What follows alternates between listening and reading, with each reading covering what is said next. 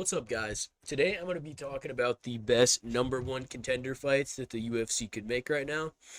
So let's get into it. The first fight that I've got here is Manel Kape versus Brandon Royval. So I think this would be an amazing fight. I think the striking would be great. I don't think there would be a lot of grappling. I think if anybody does grapple, it would be Royval. But both of these guys have lost to Pantoja. They're both on win streaks, and if they hadn't lost to Pantoja, they would undoubtedly deserve a title shot. But they both did lose to Pantoja, so I think they should fight it out. Brandon Moreno is booked against Urseg. Kai Kara France is probably going to get the title shot. So there's not a lot of people at flyweight that could realistically get a title shot right now other than these two guys, and I don't think either of them deserve it. So I say have them fight it out. Make this a fight night main event like it was going to be sometime this year, like maybe late summer, around the same time as Pantoja versus Kai. And then the winner of this fight can face Pantoja, and I think it would actually be a very hyped fight because at this point, if Royval beats Kape, he would have beaten Brandon Moreno. Who else did he beat? He beat Tara, and then he would beat Manel Kape on top of that. And then Kape will have beaten Bruno Silva, Asu Almabayev, and then Brandon Royval, who is an extremely good flyweight. Like, I think these two are the best unranked flyweights, in my opinion. Maybe throw Steve Urseg, Kai, and Moreno in there, and I think those are like the best unranked flyweights. So I'd love to see this fight. Great fight, and really the only number one contender fight that makes sense. So on to the bantamweight division. Right here we got Sean O'Malley versus Petr Yan 2. I feel like this is obvious. Everybody and their mother wants to see this because of how the first fight went. So this should be a 5-rounder, whether it's a fight night main event or a 5-round co-main event. This is a massive fight. Both of these guys have lost to Merab. Sean O'Malley needs to get at least one win before he is in talks for a title shot. And Petr Yan, in my opinion, I think he needs to get one more. I know he beat Song Yadong and he beat Davison Figueiredo, but he got fucking curb stomped by Petr Yan. So I really don't want to see it yet until he can beat O'Malley, because whether you think he won the first fight or not, it was very close. It was close enough to give it to O'Malley.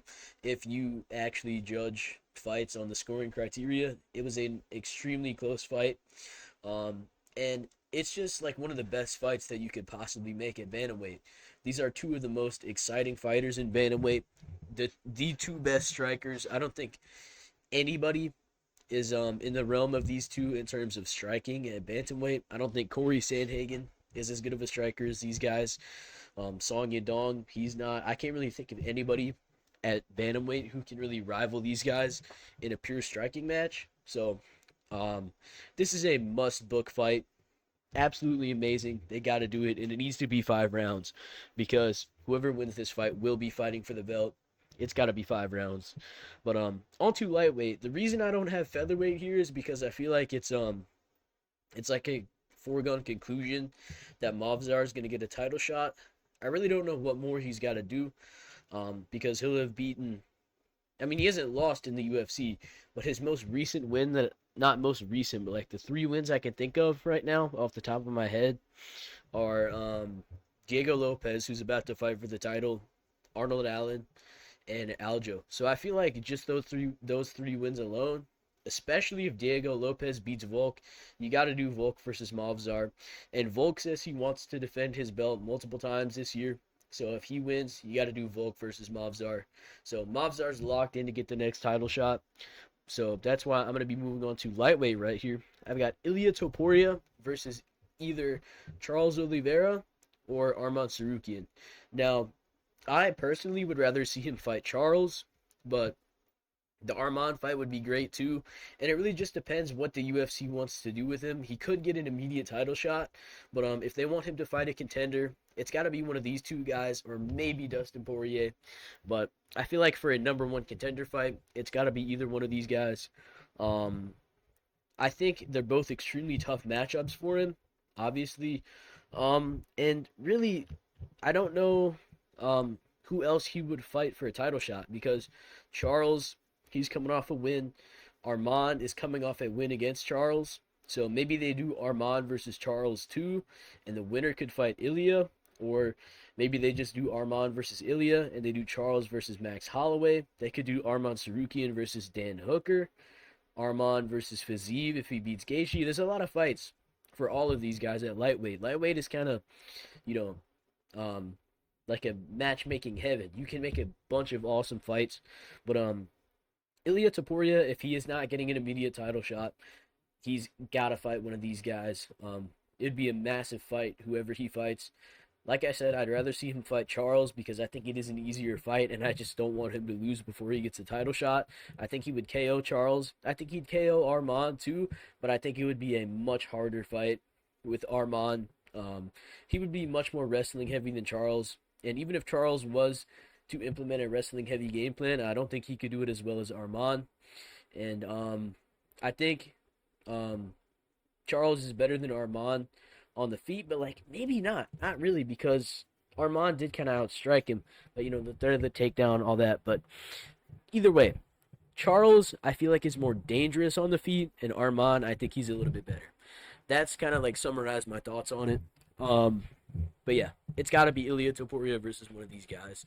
But on to 170. I've got Shavkat Rakhmonov versus Joaquin Buckley. I haven't seen a lot of people talk about this fight, man. Shavkat, you lost your chance, dude. You pulled out of the fight. Like, he didn't pull out of the fight, but he was scheduled to fight Bilal. Bilal pulled out with an injury. And then the UFC was gonna rebook it, but Shavkat's injured. This guy gets fucking injured all the time. He takes a year off. You're not getting a title shot next, dude. I hate to tell you, you're gonna have to fight somebody else, and it's got to be Joaquin Buckley. He's on an amazing win streak. I think this would be an amazing fight, dude, because I think Joaquin Buckley could beat him. Like, Shavkat's striking is not that great. Joaquin Buckley is going to be very hard to outgrapple, and he's extremely dangerous on the feet. He's got a lot of power. He's got good boxing, very fast hands, and he's got very good footwork. He might even try to take Shavkat down. Shavkat can be very dangerous in the clinch, and with his long strikes, like his right hand, and maybe with some knees. I think it's a tough matchup for both of these guys, but this is like a real number one contender fight, bro, because everybody loves Joaquin Buckley right now. He's an amazing fighter on a great win streak, and people are kind of down on Shavkat. So if he could beat a guy like Joaquin Buckley, then I feel like the hype would be back, especially if he could get a finish. And if Joaquin Buckley can beat Shavkat, then he is an undisputed number one contender. He has to get a title fight against either Bilal or Jack Della Maddalena. And really, I just want to see Joaquin Buckley fight for the title. I think he deserves an opportunity like this. He's been taking fights on short notice. And like, I don't really see any other guy who would be in a number one contender fight right now, because I don't think Leon Edwards versus Sean Brady's a number one contender fight. Especially if Jack Della Maddalena wins and Sean Brady wins, they're going to try and keep Sean Brady away from the belt like he's the fucking plague. Good. Fuck Sean Brady. I don't like Sean Brady's fight style, dude. I don't like him. But this is the fight, dude. Joaquin Buckley versus Shavkat. They got to do it. But on to middleweight. I've got Nasruddin Imavov versus Kyle Borralho. Now, I know a lot of people feel like Imavov deserves the title shot, and I do too. I think he should get it more than Khamzat. But Khamzat's just got fucking aura, dude. They're going to give him the title shot. It's going to happen. It's a foregone conclusion. Dricus du Plessis versus Khamzat will be happening next. And Imavov is on a very good win streak, but so is Kyle. And I think this would be an amazing stylistic matchup. I think it would be a great fight. I think both guys are very even on the feet, and I think Kyle might try to mix in grappling. I'd have to watch some tape before I give a pick for this fight. I'd probably be leaning with Kyle. I'm very high on Kyle. I think he's an amazing fighter, and I think he could end up as a champion eventually. So I think I'd be leaning with him for now. But these are the two guys at middleweight who are on like extremely impressive win streaks. With, you know, Nasruddin, he just knocked out Israel Adesanya and beat Brendan Allen. And Kyle just put the beats on Jared Cannonier for 5 rounds, which is looking very impressive now.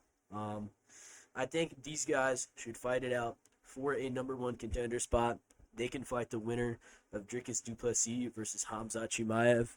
And I think any way it works out, we are going to be treated with an amazing middleweight title fight. So I think this is the play. I think this is what the UFC should do.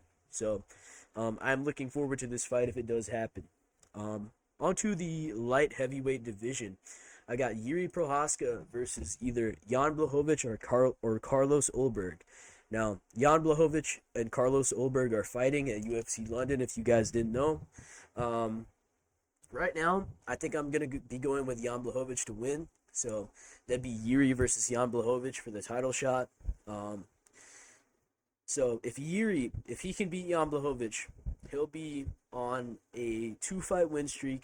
Right now, I know he's lost to Pereira twice, but what if Magomed wins? You got to give him the title shot if he's beating Jan Blachowicz. And if Jan Blachowicz wins and Magomed wins, their first fight was a draw. You can do that fight again. If Jan wins and Alex wins, their first fight was a split decision that Jan could have won. I know that's like people kind of just forget about that, and when you bring it up, they try and deny it. It's true. He could have beat Pereira. Like, if you think Jan won that fight, you're not in the wrong. I thought he did at first too. I think Pereira won now, but it was an extremely close fight. Toughest fight of Pereira's career so far. So I think if Jan Blachowicz beats Carlos Ulberg, you have to have him fight Yuri, just because it's a matchup at the top of light heavyweight that's new. A lot of the top guys have fought each other already, and same thing with Carlos Ulberg. If he's able to go out there and beat Jan Blachowicz, that'll be very impressive. And Yuri is the only guy that would be above him that he realistically should fight, because Carlos Ulberg, he's ranked number 6 right now. If he beats Jan, he's going to be top 3. Depending on how Khalil Roundtree and Jamal Hill goes, he could go up to like 2. So it would have to be Yuri versus Carlos for the number 1 contender spot. I think it will end up as Yuri versus Blachowicz. But yeah, I think these are the fights. I think these are like pretty obvious. And I'm hyped. I can't wait for Yuri's next fight. He looked 10 times better in his last fight than he has in the UFC. So I'm very excited, and let's go for that. But on to heavyweight. Ciryl Gane, your time has come. You are banished into the Apex, fighting blobs, fighting in France Fight Night main events. You're done. Jailton Almeida is coming for your neck. He's choking you out. Ciryl Gane versus Jailton Almeida. This is the fight. Ciryl Gane does not deserve a title shot. Not after that sham of a performance against Volkov. Don't even get me fucking started. Don't fucking get me started, bro. That fight, Volkov won that fucking fight. But unfortunately, we live in a world where judges are allowed to be fucking retarded, and they can just get away with it. And Jailton Almeida's on a nice little 2-fight win streak. So they do this fight. Winner fights Tom Aspinall. That's simple. Or John Jones if he beats Tom Aspinall. I don't think they'll fight. But this is an easy fight for me to make. Gotta be. Okay? Fuck Ciryl Gane. I hope he gets submitted. He's gonna get submitted.